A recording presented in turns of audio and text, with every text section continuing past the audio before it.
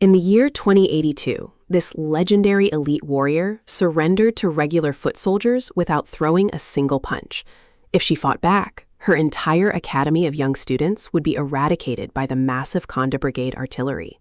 But the real kicker is who actually caused her life to come to a halt in that dark military detention camp later. Welcome back to the channel. Hit that like button and let us dive into the most messed up betrayal in Gosha history. Let us rewind a bit, because Yatsu Murasaki was never the type to just roll over and accept defeat from anyone. Born into the lower-ranked Yatsu family in 2053, she had to claw her way up the ranks of the strict Egawa clan. I mean, Gosha Academy was ruthless back then, demanding absolute perfection from every single kid roaming its halls. Murasaki built a freezing cold exterior, acting super mean just to keep people from seeing her massive insecurities. She trained like an absolute machine, becoming a prodigy simply because she worshipped her senior, Kokawa Asagi. Seriously, Asagi once joked about marrying her if she got stronger, and Murasaki took that completely literally. It is kind of hilarious how this scary enforcer would melt into a nervous mess whenever Asagi walked into the room. But her raw power was no joke, earning her the title of the strongest physical brawler in the whole village. Eventually, she became a teacher, dedicating her entire existence to protecting kids who lacked natural talent. And that fierce loyalty became the exact weapon her enemies used to tear her entire world apart in a flash. Trouble started brewing when the Prime Minister set up a massive political trap involving a dead guy named Nonomura. They framed the academy for the tragic event, giving the government the perfect excuse to wipe them off the map. The government deployed the heavily armored Conda Brigade straight to their doorstep with advanced Raiden units.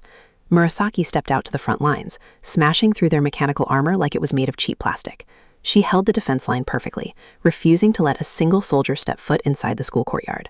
But the military commander was not stupid, so he immediately shifted his heavy artillery to target the dormitories.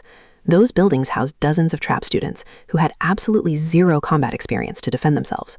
Murasaki stood right there in the freezing dirt, realizing her insane physical strength meant nothing here. I actually think this is the hardest choice any teacher could face, putting her own life down for her students. She dropped her weapons into the mud, raising both hands, while the soldiers immediately surrounded her position. They threw her and Sakura into an underground military black site, stripping away all their rights in an instant. The soldiers started a brutal conditioning program, using heavy chemical drugs to break their minds piece by piece. Day after day, Murasaki took the punishment silently, refusing to give up the coordinates of the hidden safe houses. She locked her own mind away, clinging to the hope that her sacrifice would buy her students enough time to run. You would expect this to be the part where she miraculously escapes, saving the day like a typical action hero.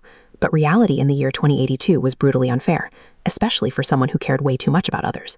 The military actually got the exact coordinates they wanted, but it didn't come from breaking Murasaki at all. The terrified students she surrendered to protect ended up selling out the safe house locations to save themselves. Hearing that confession over the radio shattered the last remaining pillar of her already crumbling sanity. The soldiers realized she was no longer useful, so they finished off both Murasaki and Sakura in the dark cell. A tragic event occurred before she even fully processed that the kids she loved had completely betrayed her trust. I kind of forgot the exact timeline, but Edwin Black showed up right after and revived them using demonic cells. Let us just pause for a second here and look at what actually happened to her mentally after waking up. Being brought back to life by the exact enemy you swore to destroy is a different kind of psychological torture. She woke up in the Palace of Darkness, trapped inside a body that was constantly fighting off demonization. Every single day became a battle against her own biology, trying desperately to hold on to her human memories.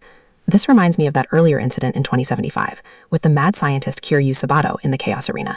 Sabato literally implanted a living tumor inside her, just so he could survive and control her regenerative powers. He threw her into gladiatorial combat, wearing down her mental resistance until she agreed to fuse with him.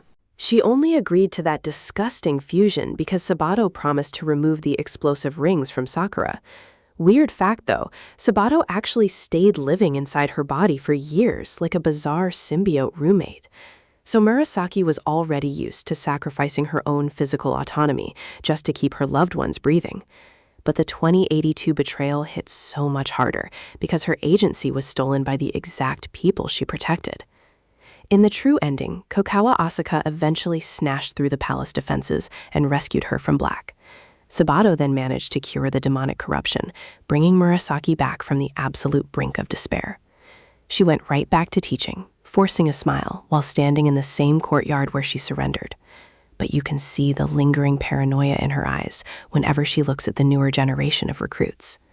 She assigned herself as the head of the science team, diving into dark technology just to stay distracted. She even kept the newly docile Sabato under strict house arrest in Gosha village to monitor his experiments. Murasaki spent hours isolated in the lab, modifying her combat suit with that thick black vertical stripe. She stopped relying purely on her ninja arts, carrying heavier physical weapons to compensate for the trauma. When Yamasaki Shin tried to kidnap Asagi later on, Murasaki crashed through a solid concrete wall to stop him.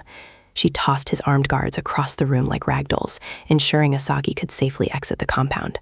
She systematically dismantled the Chinese Union support units that tried to ambush them on the highway escape. Later, she personally removed a fertilized demonic egg from Asagi to prevent First from controlling her mind. She handled the surgery with zero hesitation, sealing away the dark secret to protect Asagi from public ruin. That action right there proves Murasaki never stopped being the ultimate protector, despite everything she lost. She willingly swallowed all the horrific truths of their world so her friends could live in blissful ignorance. But honestly, living like a human shield for decades takes a massive toll on a person's emotional stability. Her extreme possessiveness over Asagi was not just a quirky character trait, it was a desperate trauma response.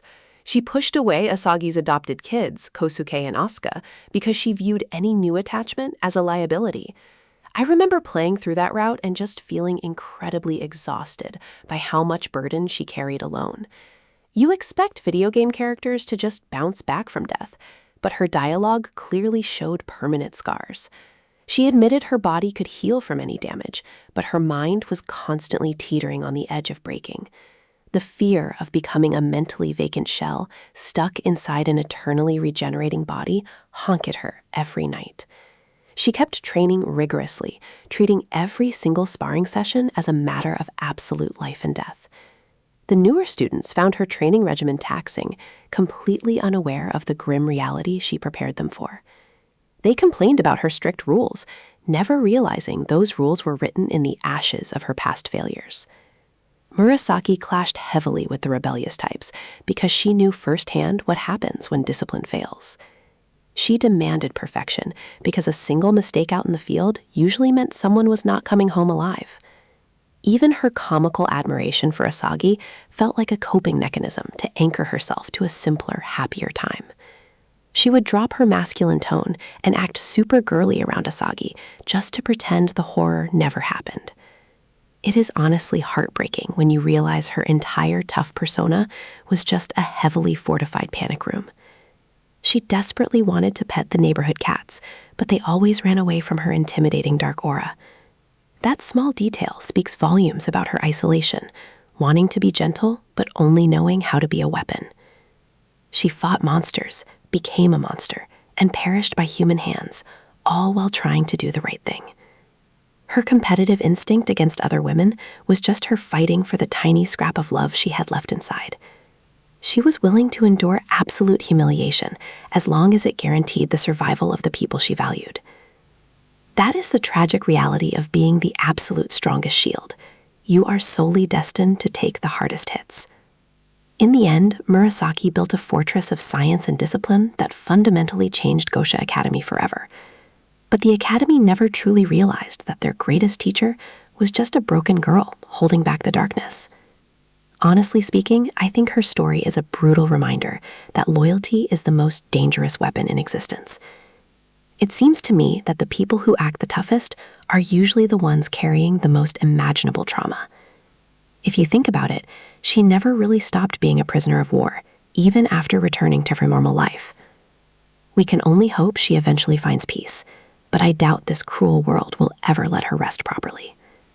If you do not want to miss out on darker gaming lore like this, you better hit that subscribe button right now.